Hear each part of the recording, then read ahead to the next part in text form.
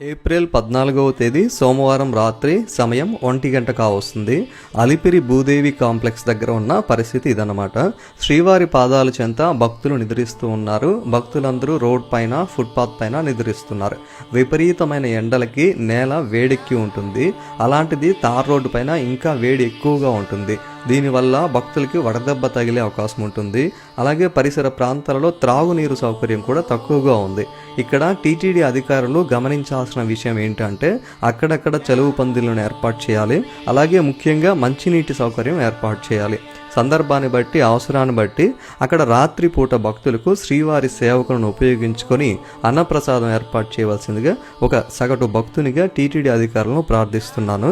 దయ ఉంచి ఈ భూదేవి కాంప్లెక్స్ దగ్గర నిత్యము భక్తుల రద్దీ ఎక్కువగా ఉంటుంది. అసలే వేసవి సెలవులు కూడా దగ్గరికి వచ్చేసి అనమాట.